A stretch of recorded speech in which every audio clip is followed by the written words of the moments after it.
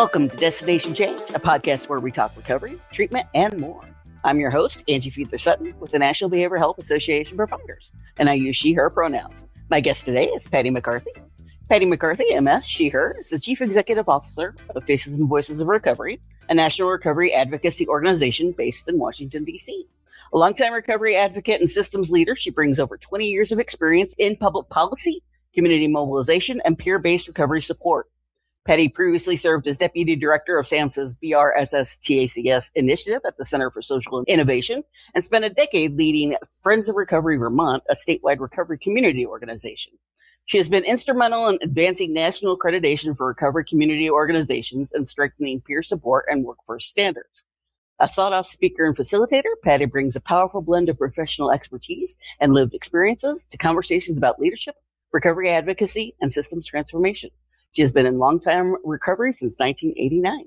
Thank you for joining us with Destination Change. Well, thank you so much, Angie. It's great to be here, and I'm super excited about this today. And, I was just thinking as you were speaking about the name of this podcast, and it's so appropriate for recovery, very much aligned with what we're going to talk about today. Exactly. That's part of why Pete named it the way he named it.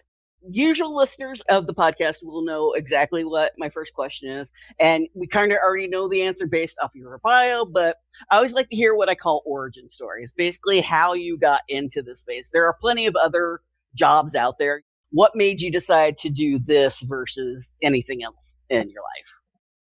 That's a great question. I will start with my history. I entered my recovery journey in 1989. So it's been 36 years now since I've been in recovery. And, those early years where I first learned about treatment and recovery and prevention and the things that helped people get well, 12-step communities, other pathways, all of that was really I soaked it all up. I loved it. And so I started getting involved with, community events and raising awareness and going to trainings that the professionals were going to. Even though I wasn't really in the field yet, I still wanted to learn more. And I think I just had, at a young age, a passion for helping others and also community organizing. So given my personal lived experience of being in recovery from alcohol and drug addiction, as well as, experience with prevention, treatment, and community recovery support services, I entered this field really not knowing what to expect or never, ever would have imagined I'd be leading Faces and Voices of Recovery as a national advocacy organization. I don't think I know a single person who is in a field that they actually got their degree in. You mentioned the name of the podcast. Part of the reason we call it Destination Change is because we are strong believers in the fact that recovery is a journey, and it's an individual journey for everyone. It's different for everybody. For you, what does it mean to go through recovery, treatment? Talk a little bit about that. Well, I think it's different for everyone. I think the core of it is, I guess, finding myself and who I am and knowing who I am today. That wasn't something that I was proud of or knew a whole lot about when I was younger, when I was using alcohol or drugs, and, going on this journey and being part of, doing the work. I had to do a lot of work to understand what was going on and how I could change and what I wanted to do in life. I knew that what I was doing wasn't working. I didn't want to live that way anymore. And I found hope. So I think the bottom line is when I saw other people in recovery, it gave me hope. And I think that's what this whole journey is about, is that the connections we make, we see and we get inspired and empowered by other people and their recovery, and the hope that they bring to future generations to live a life that is meaningful, purposeful, and healthy. That sounds like a great reason. You are a CEO. I always like asking CEOs because I know there is no such thing as an average day for CEOs, but kind of what exactly do you do other than lots of meetings, obviously? What do you do on a regular basis? Another great question. And I guess I don't have to think about that too much because it's what I do day in and day out. I basically work with an amazing team here at Faces and Voices, and I help them with the priorities of the organization, setting the direction, finding out what they need to be successful, supporting them in all of the programs that we offer.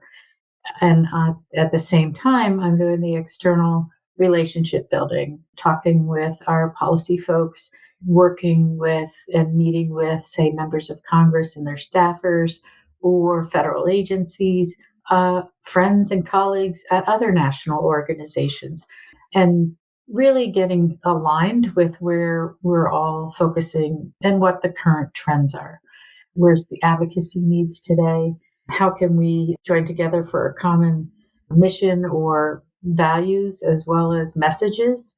What we're saying to the public as well as our funders and sources of, sustaining the work that we're all doing, whether it be prevention, treatment, and recovery, we're all part of this together. And so I think the main thing is being a convener and having good relationships with other national organizations that are all working to try to do the same thing and save lives and help our future generations. Very important job, definitely. Now, your bio talked about how you spent a decade leading Friends of Recovery Vermont. You're now at Faces and Voices with a national organization. I'm sure there are a lot of similarities as well as differences between leading a state-based organization versus a national organization. Can you talk a little bit about kind of what is the same, what is different? How did you, adjust from one to the other? Yeah, it was pretty seamless because there is a lot that's the same. I think as state directors, we, have to be in touch with what's going on the national level, what's coming down into the states, whether it's, policy changes or funding decisions or, best practices that are being researched and evaluated out there. So you're always looking for that information and how you can strengthen and build what's happening within the state. So I, as a state director of a statewide recovery community organization, hosted annual legislative awareness days, Recovery Day at the Capitol. So we would do awards, we would bring in other members of our legislature, our governor, we'd talk about recovery and celebrate the progress that we were making. And a lot of my work had to do with community organizing, so helping communities develop recovery community organizations where it's grassroots, it's peer run, it's made up of the recovery community, but they're there to learn and develop its programs to help people find recovery, non-clinical services. And that's the distinction with what we do in Faces and Voices of Recovery, as well as our state affiliates. It's really about building those recovery support services. And that could look like community recovery centers, or it could be a recovery housing or recovery high school or recovery workplace program, collegiate recovery programs. There's so many things that make up recovery support services. And that's really where my focus was. And honestly, I did get a degree in psychology and began working in treatment. I had also worked for a short period of time in prevention. So I worked as a state employee working on prevention of substance use.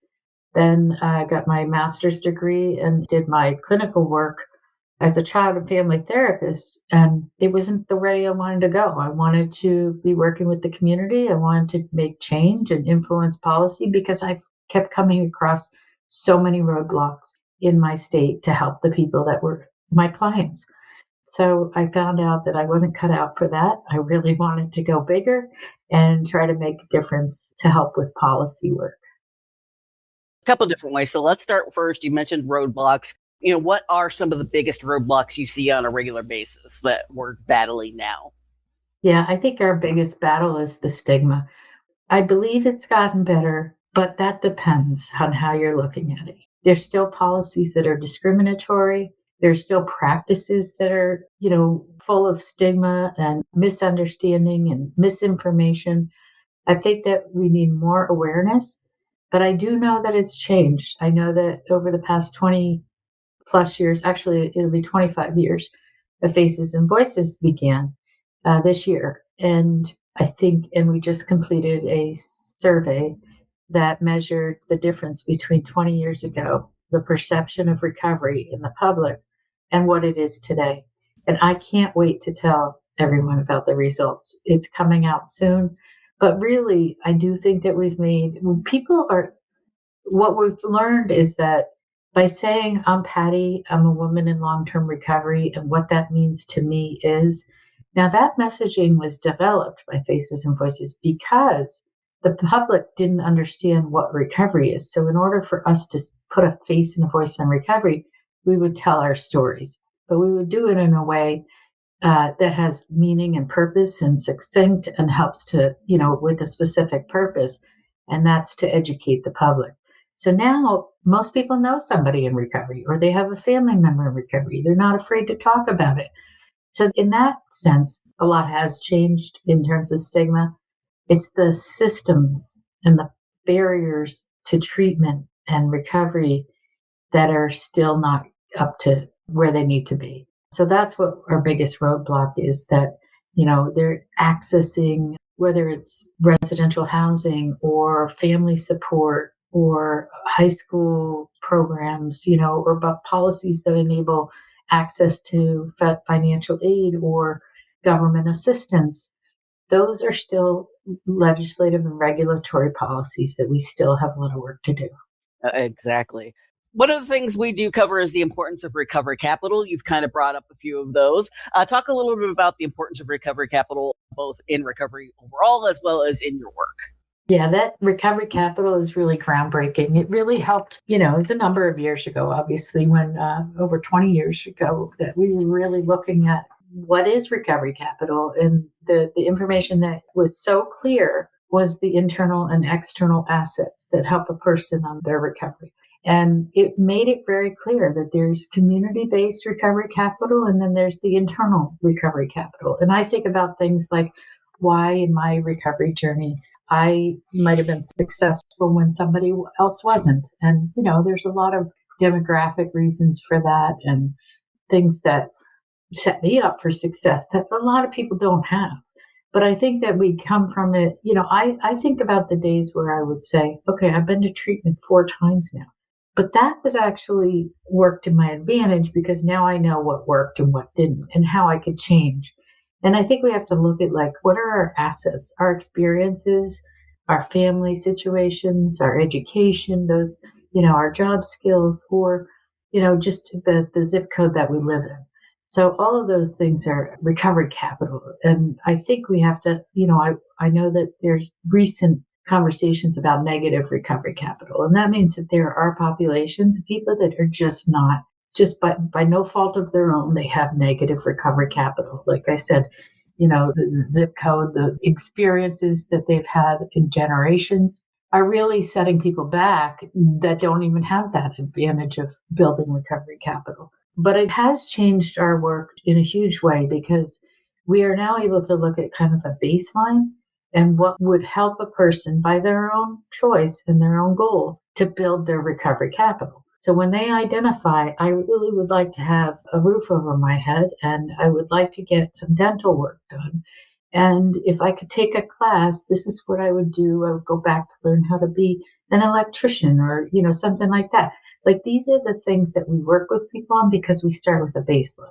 We don't do it all at once, but when we have a recovery capital assessment or, something to measure, then we put it into a recovery plan and we can grow that. We can start from there. And that's what peer support does. That's different than the clinical treatment, is that, recovery support providers can take a recovery capital plan and it has nothing to do with their clinical diagnosis. It has nothing to do with abstinence or not, it talks about what that person wants to do to succeed and meeting them where they're at. So I think it's been really helpful. And I think on the bigger scale, we at Faces and Voices, we offer recovery capital pop-ups, which are basically where we bring together the community for everyone from an education settings to law enforcement to court systems to people, family members, individuals in recovery, and we bring them all together and we look at, where do you want to go with the recovery capital in your community? So it's really external. It's what exists, how to assess it, and learn what else could be in place to really help build recovery capital in a community. So we call them recovery ready communities. Yeah, no, I want to say there's an article in Counselor about recovery communities, or at least there will be. I remember reading one, and part of my job duties is writer regular for counselor. Let's talk a little bit about the advocacy work. Faces and Voices is primarily an advocacy organization. We also do advocacy, and our advocate is Andrew Kessler, who also works for you. He's a great guy, and for those of you who are new listeners to the podcast, a reminder, I interviewed him early on in an interview, and I'll make sure there's a link to that interview in the show notes. Talk a little bit more about the advocacy work that you've been doing, especially nowadays when things are changing on a minute basis nowadays, rather, let alone, on a daily basis. Yeah, it really is hard to keep up with. In some ways, unfortunately, like what we're used to is that things take forever to get passed or change. And what's happening now is that there's not a lot of, I'd say, thought or processes in place, and things are changing anyway. So like whether the advocacy community is there or not doesn't seem to matter. Well, it matters to us, but the policymakers or decision makers are moving quickly to make changes that are impacting people in recovery and recovery support providers. Things like, recovery housing or people experiencing unhoused people and the issue now with forced detention. I mean, there are so many things that are just moving in ways that I could never have imagined, because of the work we've been doing for the past 10 years. We've moved much more towards advocacy that is about compassionate care, about shifting the focus to long-term recovery, that people can and do recover instead of that focus of short-term acute care. So there's been a lot of progress in rules, regulations, legislation. It's all, we can't go backwards. Unfortunately, what we're seeing now is that there are efforts to claw back some rules, especially around medication-assisted treatment, medications for opioid use disorder. Things that went into effect during COVID is really about telehealth and telemedicine and things that were really helpful to the recovery community. No longer having to struggle to get to an appointment when they can do it telehealth or be prescribed for initiation medication. So those kind of things are, that's just one example. But when things pop up, they seem to be taking hold quickly, and we have to be completely ready. And I think, as you mentioned, having a federal affairs representative is very helpful for that. Yeah, and also just making sure that, I still have, members of Congress staffers just contact me directly and say, I want to talk. Can you tell us about this? Or we want to talk about this, And so that's really helpful to build those relationships so that we know we can be at the table and helping to influence policy in that way.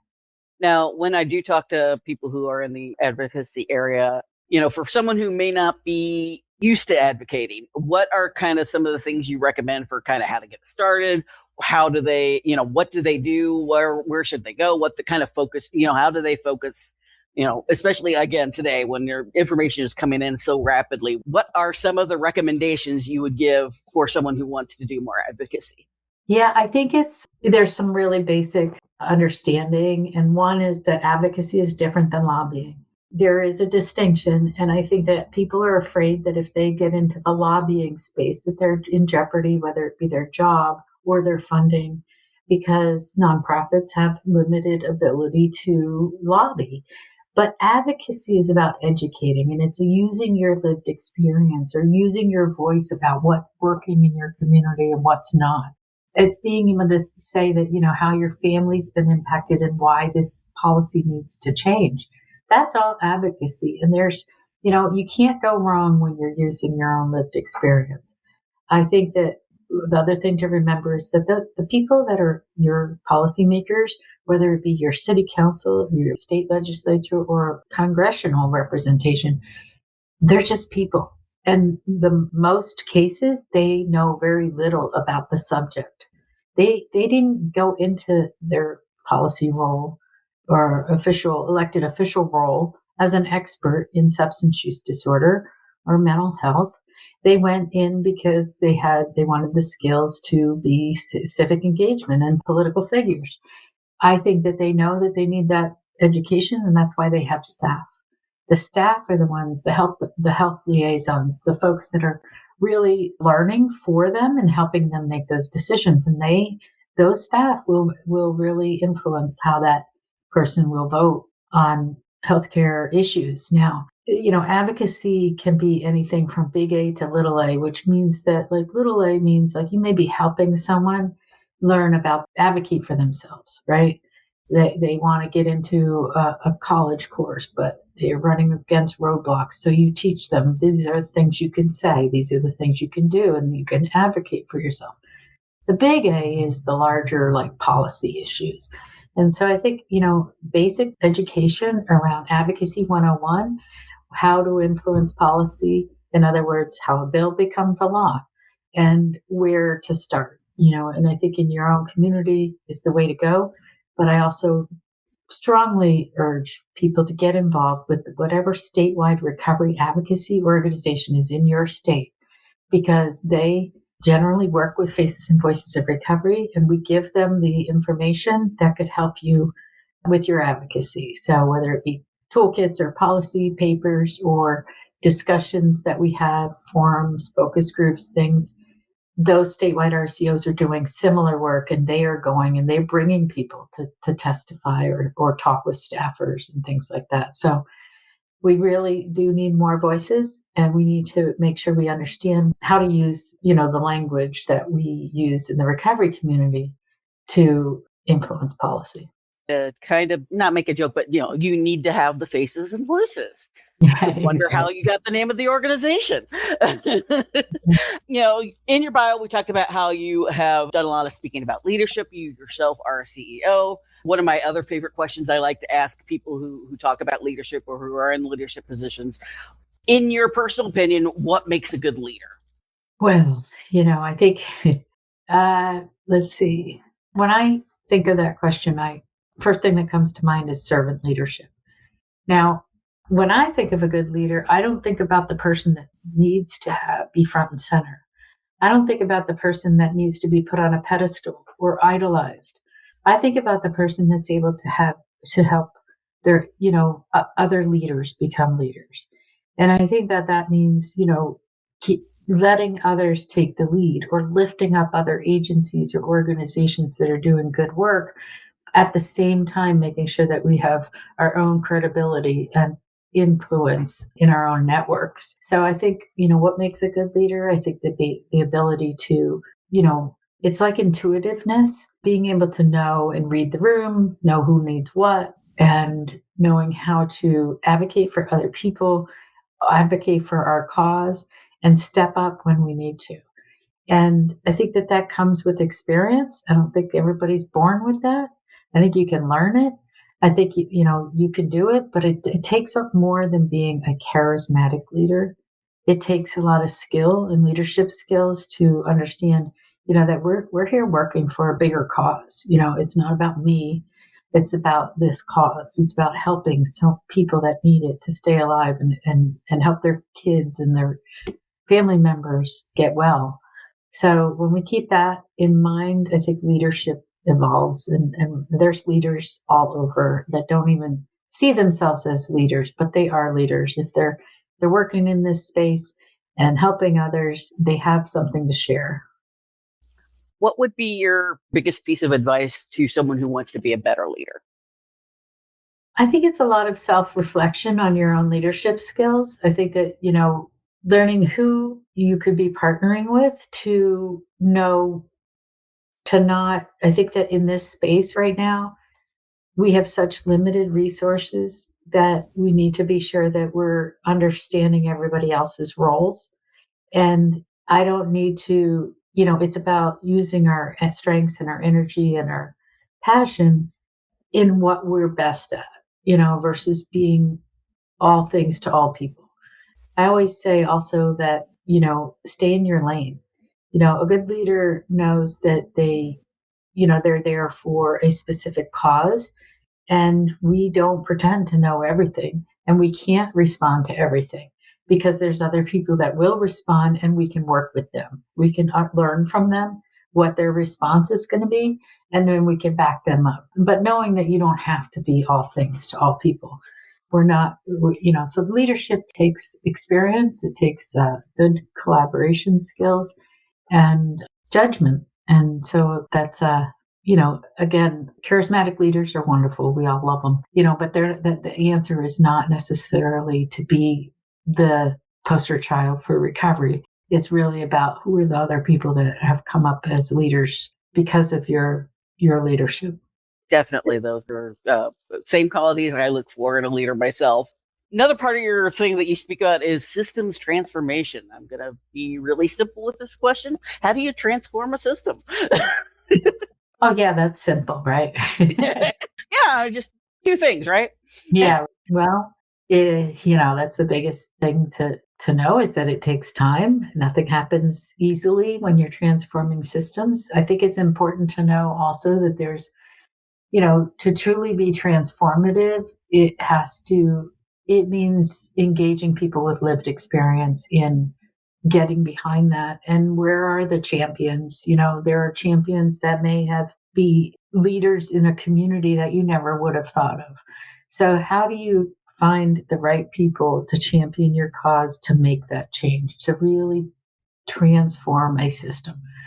You never know. I mean, we have so many different sectors we never think about, but there's like the health insurance agencies, the payers, lawmakers, other regulatory bodies, labor departments, and all of these factors that come into play whenever you're trying to make a systems change. And we need to see it happening from the federal level because, I'm not saying that has to happen in order for change to happen on a grassroots community level. We can make change. We've shown it over and over again with enough effort and advocacy and the right people at the right time. You can make change in a community. I think that when we're talking about systems change in a federal level, we all talk about the bureaucracies that, that to make it take time. But that, again, is about knowing that the right people are at the right table and they're hearing from the people that are most impacted. So lived experience in every decision, nothing about us without us, being at the table, those kind of things will help to make systems change.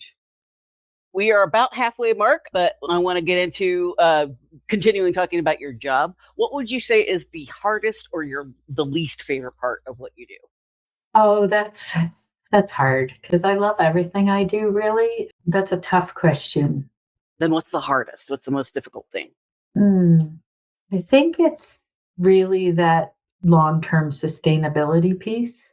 I mean, I can't help but worry because as a CEO, you're trying to maintain an organization and the livelihood of the people that work there, the future of those folks. So thinking and working collaboratively with board members, with staff to ensure our sustainability is hard.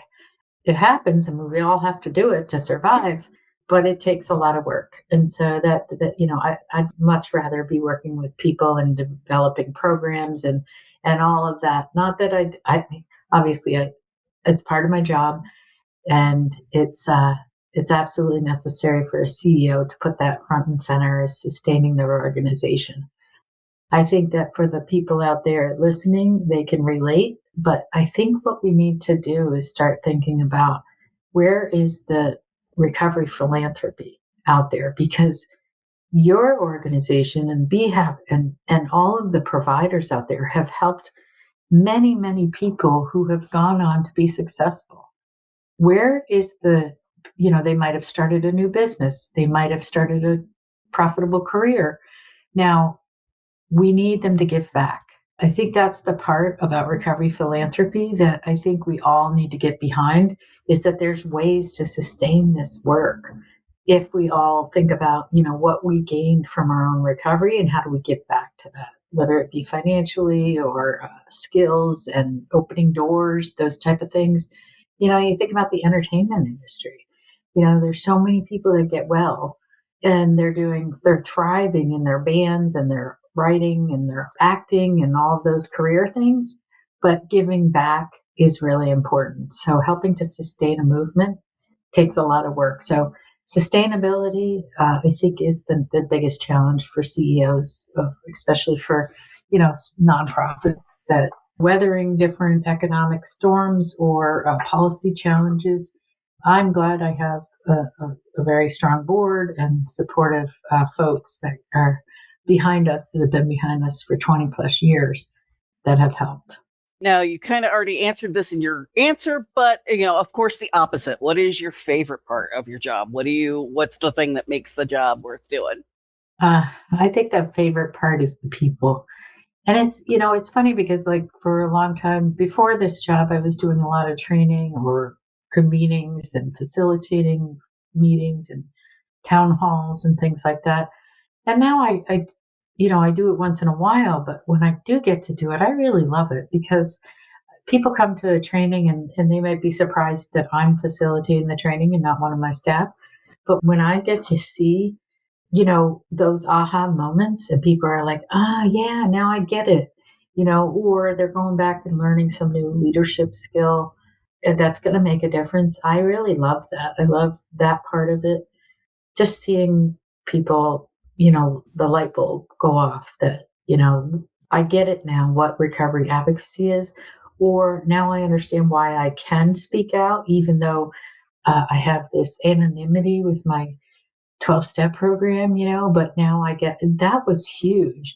When I first started doing this work and I myself being in 12-step recovery, I knew that it was interesting. It was an evolution of my own thinking. So I think when I see that aha moment, like, oh yeah, I can go out and I can speak up. This isn't violating any of my traditions or anything like that. That's the part that I love, is really just seeing people come around and want to share their stories. Now, I'm a nerd, as people know. I love time travel. If you could travel in time and meet yourself as you were first starting out, what advice would you give yourself? What kind of are your biggest lessons learned? That's so funny. I think about all the many, many, many different types of careers some people can have. And the nonprofit world is definitely unique. It also requires a lot of work. It means that your day doesn't usually end at 5 o'clock. And, you have things that you always could do more of. I think about things jobs where you go into work and you leave work. There's nothing you can do after work for your work. Like how do you find a balance, a work-life balance? And I think that that's the things that I think people coming into this space, especially in these new generations, they really do care about that work-life balance. And so I think we need to look back and say, what are we modeling? How do we encourage new leaders and people to come into the work, but also know that, they can end their day and not have to have it all on their mind about what they're working on or, what's going to be done, what their work is tomorrow, that you can walk away and go live your life and come back to work and it's all still there, but feeling satisfied, have job satisfaction, that your work really makes a difference. Along the same lines, as mentioned, you do a lot of speaking events. I'm sure you get a lot of people asking you questions. What would you say is the biggest question the most often question or the biggest piece of advice you give?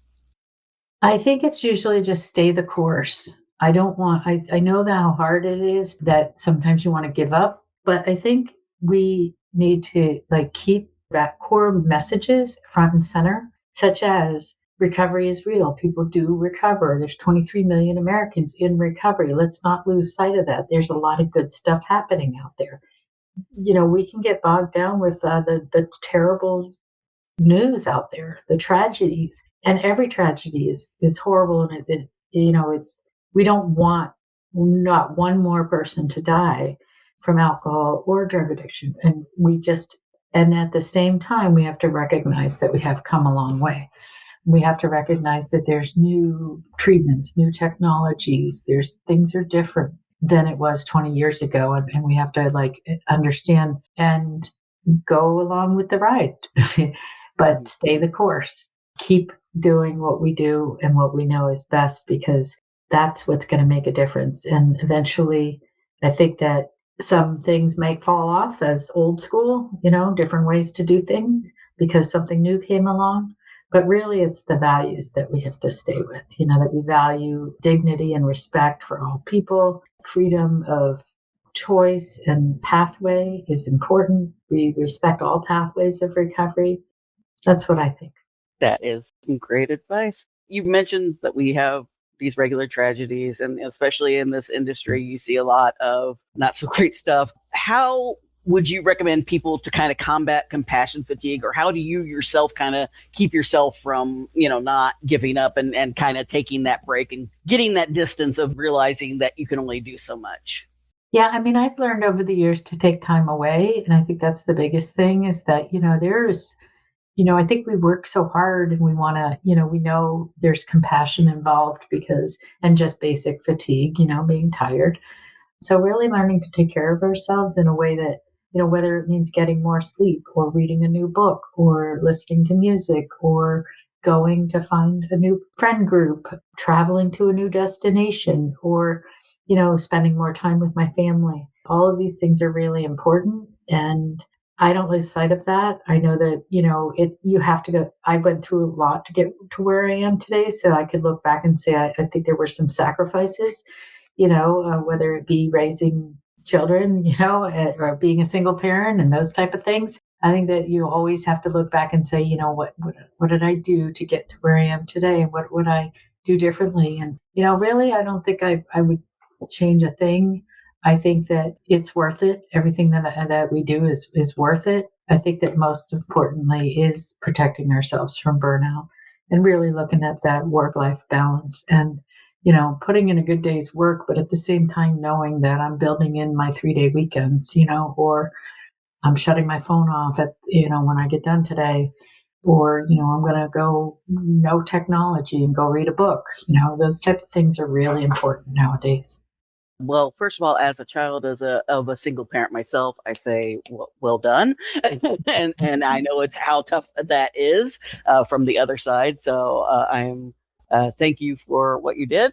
Now you have your proverbial finger on the pulse in the industry. If someone wants to kind of keep updated with what's going on in recovery industry or in advocacy for recovery, what kind of resources would you recommend they seek out? What kind of webs other than obviously Faces and Voices? Well, I do want to make sure everybody knows that, we're constantly coming up with new programs or products or things that I'd love for people to check out at facesandvoicesofrecovery.org. That includes things like a recovery data platform. We have a new app for peers, the peer workforce. We do a lot of training, and we also certify recovery community organizations and accredit organizations that provide peer services. And that's all in addition to our advocacy and our public policy work. But some of the things that I count on as a leader are to keep on top of things around, new resources like the Global Health Advocacy Incubator has some new tools that are really exciting, really helpful around overdose prevention, understanding like federal funding. So I would strongly recommend a Global Health Advocacy Incubator. If you search that, you'll find there's some really good work being done. I also know that it's important right now to be tracking what's going on with opioid settlement funds. So opioidsettlementtracker.com is another resource that I think people would really like and benefit from because it really drills down to a state and community level. What's going on in communities to provide that groups may have access to funding to do the work that they're doing. Well, we are close to the end of this conversation. Was there something that you wanted to talk about that we haven't, or that you thought I was going to ask, but I didn't?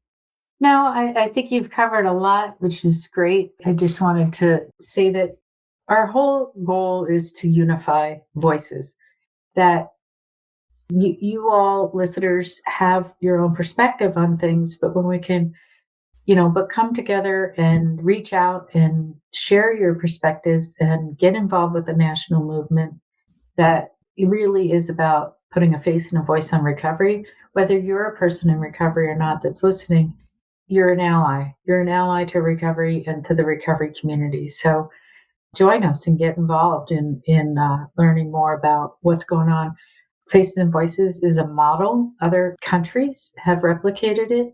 Faces and Voices of Recovery, United Kingdom, South Africa, Brazil, Canada. There are definitely groups out there that are doing the same thing, which is essentially put advocacy, education, and public awareness and providing support services to whether it be other organizations or peers and people in recovery in their own community. So get involved. That's the bottom line. The last thing I want to say. Thank you. Other than the Faces and Voices website, I will be linking to your LinkedIn. Is there any other suggestions for if people want to get a hold of you specifically as to how to reach out to you? Well, the contact us form on our website is the best way. It goes directly to me if you select me, because my name should be there, and I will get your email. And then you could just call our main number and find a directory to leave me a voicemail. I look forward to hearing from folks. Now, you kind of already stole the thunder of this question, but I always like to, for my last question, gut instinct without thinking of it, just, straight off. Why do you do what you do? Because of what I've benefited from in my own recovery. That's why I do it, because I want others to find recovery and have a life that they never would have imagined and be able to, experience what that recovery journey is like. You've been listening to Destination Change. Our guest today was Patty McCarthy. Thank you for being here. Our theme song is Sun Nation by Keatsa and used via Creative Commons license by the Free Music Archive. Please consider rating and reviewing the podcast on Apple Podcasts so we can get more listeners.